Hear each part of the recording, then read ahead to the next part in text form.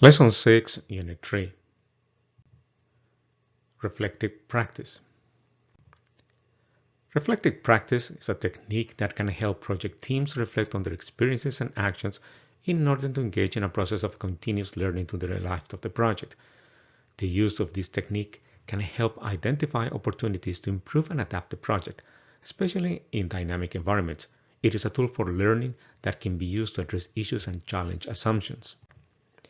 Reflective practice is best when used in conjunction with the analysis of monitoring and evaluation results, and to make informed decisions and recommendations for changes in the current project or future projects. Reflective practice is the process of continual self-reflection that enables the team to assess whether or not the project is on course to achieve its goals. Reflective practice is the process of learning by doing. Reflective practice can occur during an event or after an event. Reflection in action occurs during the event. It is an immediate analysis to adjust and improve actions, but it requires simultaneous attention to the event and the analysis. This is useful when the project needs to react to an event at the time it occurs. Reflection on action takes place after the event, when full attention can be given to the analysis and when there is an opportunity to receive assistance from others in analyzing the event. Project midterm evaluations are a type of reflection on action in which project outcomes are compared to expectations. A process used to facilitate reflective practice is known as the reflective cycle.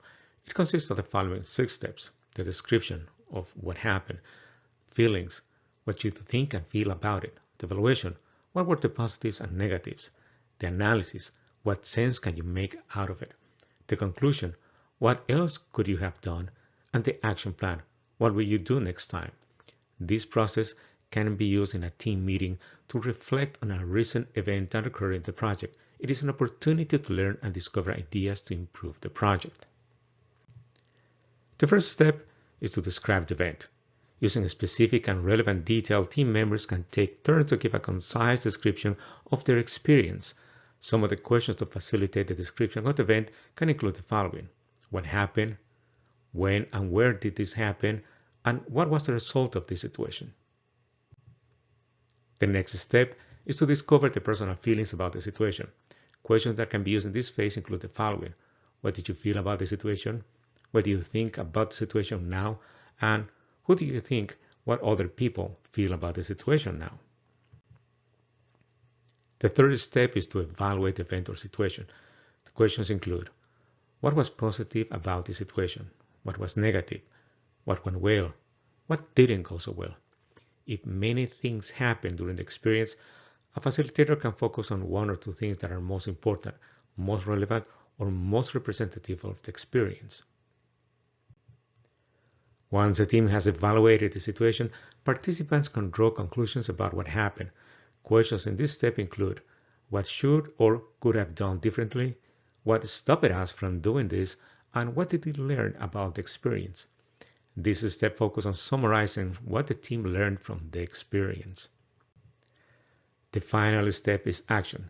The team needs to come up with a plan to make changes so that the situation doesn't happen again. The team can use the following questions to develop the action plan. What do we need to do in order to be better prepared?